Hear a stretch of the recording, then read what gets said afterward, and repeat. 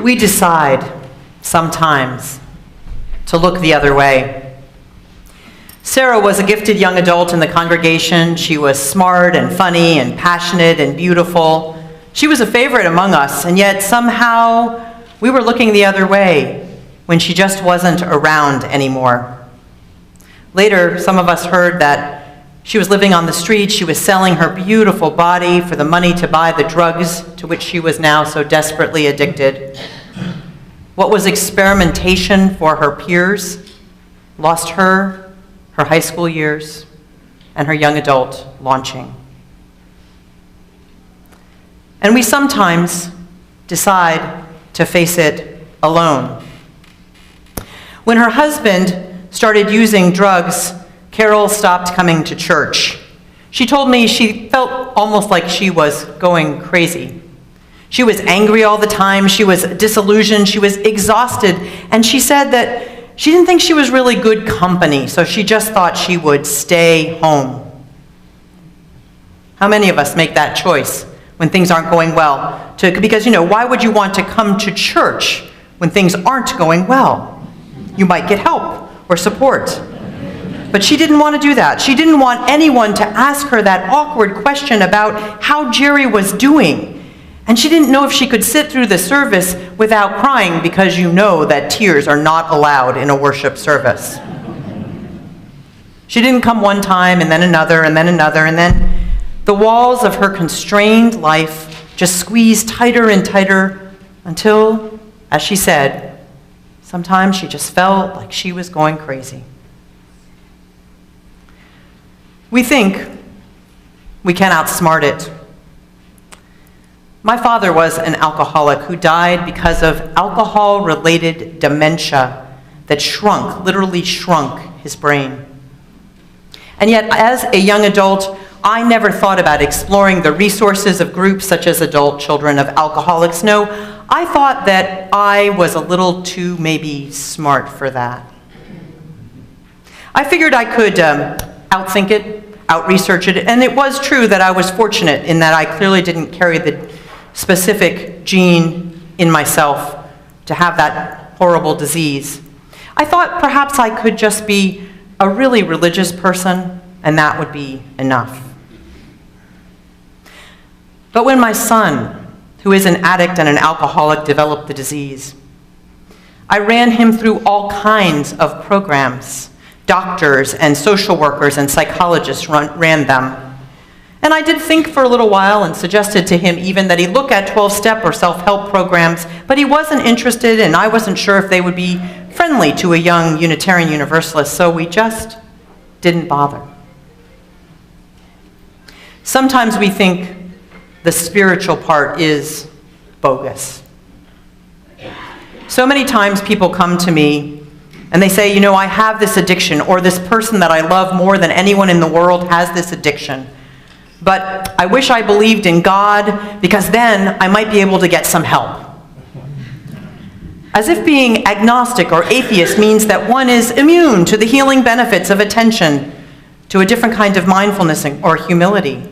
Or as if we aren't, in our progressiveness, able to translate language from tradition into other language that might speak to us in our time of need.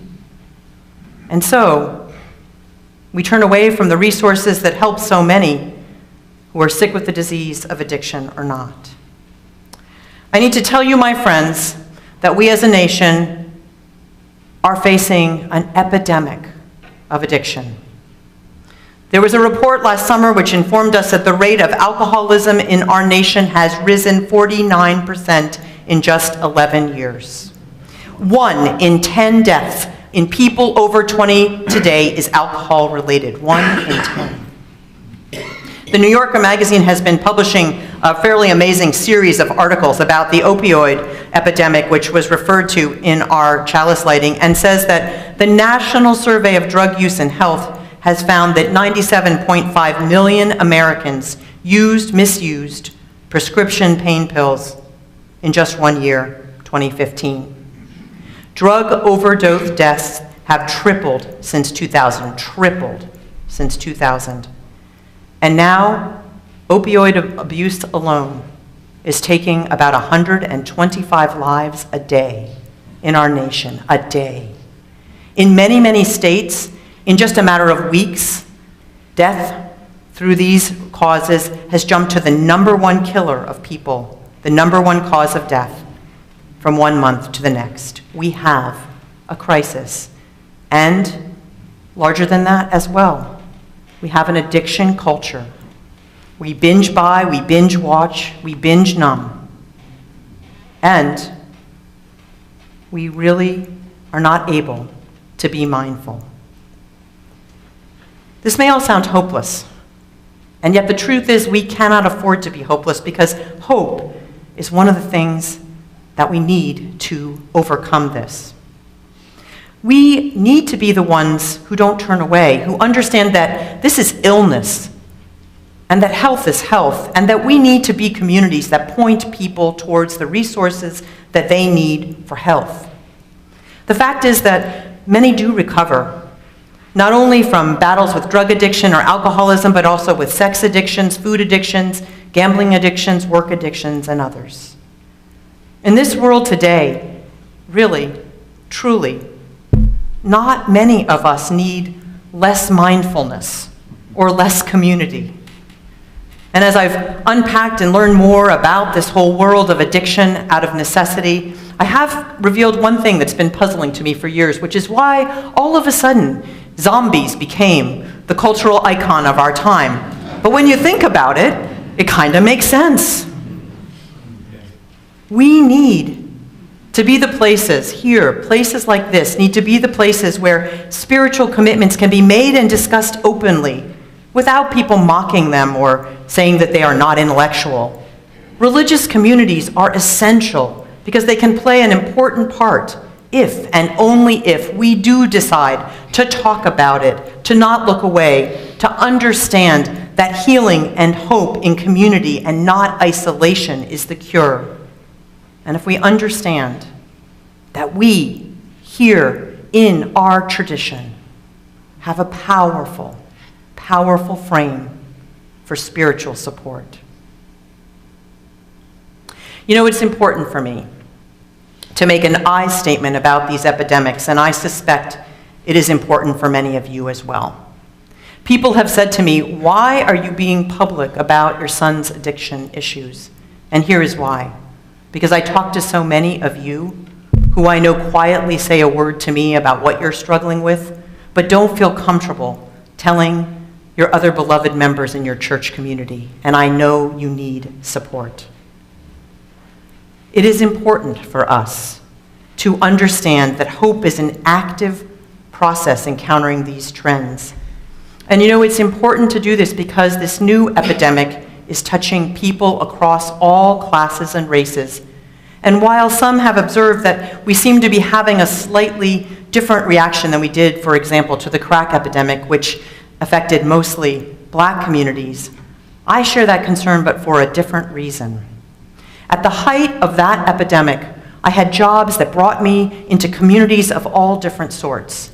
And one of the things I had the great opportunity to do was to worship frequently in African American worship communities. And we think a lot of times about the exuberant style of that worship or the music. But the difference that I want to put my finger on today is another cultural difference, which I think could be deadly to us. In those communities, when a family had someone who was struggling with that epidemic of drugs, when they had lost someone because they had died because of that addiction, or because they had lost them in all those ancillary ways through incarceration, because they were homeless on the street and no one knew where they were, people in those communities would feel free to come up to the altar rail and tell their community what was going on, to ask for help and support to face these most difficult times, these most difficult of things. It's a special form of awareness and attention. And it's an embracing notion of community that I hope we have. There is nothing more tragic in my job than to know that someone has walked away from our doors because something is going on in their life that they feel like is hard and that we have to put on the happy face at church. That is not what deep community is about. Mindfulness means understanding our place as one among many, not our place needing to be that substitute for the God some of us no longer believe in. It's a good lesson for all of us. Bill Wilson, who was one of the founders of Alcoholics Anonymous, once said that the program he helped create is utter simplicity encased in a complete mystery. And while you may feel some level of superiority, perhaps, or disdain for those 12-step programs, I think it's important to know that until 1935, when he began that program, when people were diagnosed with the disease of alcoholism, people assumed it was fatal because there was no known cure that would work. They tried lobotomies and all kinds of other medical interventions to help alcoholics at that time. But it was this simple formula of faith, release, and group support that somehow managed to oversee it all. Connection and community are essential to our recovery and our mindfulness. And that is true if we are facing addiction ourselves or if someone we love is facing addiction. And it is often at these holidays that we recognize those addictions in our families and in our circles of love. Community is such an important part of ending the isolation of addiction, not only for the addicted person, but for those who love them and care about them as well. Bill W. said once that the greatest gift you can give another person is to share your hurt and also your hope with another. And that is something we need to challenge ourselves to do. Too often we here are taken over by a culture of perfectionism, by a need to never show any weakness or to ever be wrong. It is so important for us to find a different way of being so that we may support one another in this deep threat to all of us. To give up an addiction, I have learned, or to love someone who is giving up an addiction, I have learned, means making a leap of faith, a commitment to begin to pay attention to the small things for which we are grateful each day in life. It depends on a grace that isn't about logic and it isn't about facts. By the time the insanity of addiction has truly lodged in a life, that addict's whole life has become focused on getting that substance, that drink, that activity, and it is heart-rending to watch. It is an awful life, but the solution is to begin to allow people to take the steps they need to do to move into the unknown and to know that they do not move alone. Being awake, being aware, being attentive and accountable are all parts of the mindfulness which every one of us could use more of in our lives. It comes in many forms. You don't have to use any kind of language to receive it. Bill W. was very clear about this when he started his 12-step program, AA. He said, "You must have some kind of faith, but you never say to another person, you must have faith in this." Mindfulness is the antidote to the hopelessness of addiction, the zombie-like qualities of this modern life as well. The opposite of love is not always hate. Sometimes it is indifference and inattention. Kevin Griffin is a Buddhist teacher who also teaches in recovery programs. And he was already a Buddhist when he was still an addict. He thought that he could overcome it by piety, but it didn't work until he was willing to understand that he could not do it alone and he could not do it just through his own will. Mindfulness doesn't just mean sitting meditation. We've been offering a range of practices here at our Wednesday night gatherings, at our Breath and Spirit gatherings, lots of chances for people to find some way to touch something a little larger than your own frame. Hope is found in having a place where you can name your hurt and hear another name their hurt, and together put out all your questions about healing. Hope is found in being able to notice the beauty of these fall days, and also in making a commitment to do something different, maybe not forever, but just for the next 24 hours, and the 24 hours after that, and the 24 hours after that. Hope is in coming together to reassess the ways in which the language that has traditionally helped some can be reinterpreted to help others. The 12 anonymous contributors who wrote the most recent book on 12-step recovery from a Unitarian Universalist frame called their book Restored to Sanity. And it's for addicts, and it's also for people who love addicts as well. I have watched this congregation be support for so many, and I have also watched so many go through our doors when things are hard. So in February, we will be having a day-long program on how we can look at addiction through our particular lens. My great hope is that we will be a place that allows people to come back into the fullness of their own truth, into the fullness of their own lives, into the fullness of their own pain, if that is where they need to start.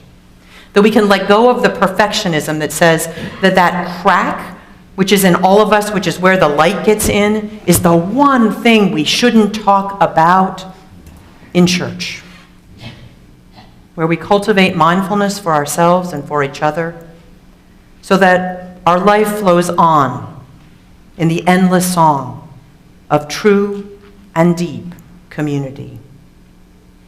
We can offer hope and not hell, presence and not the need for perfection, spirituality and not shame, grace and not grievance.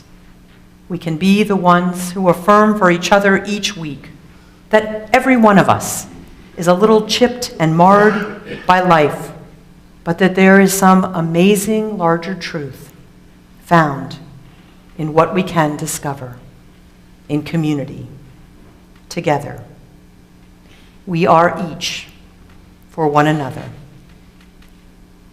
The awakening of hope.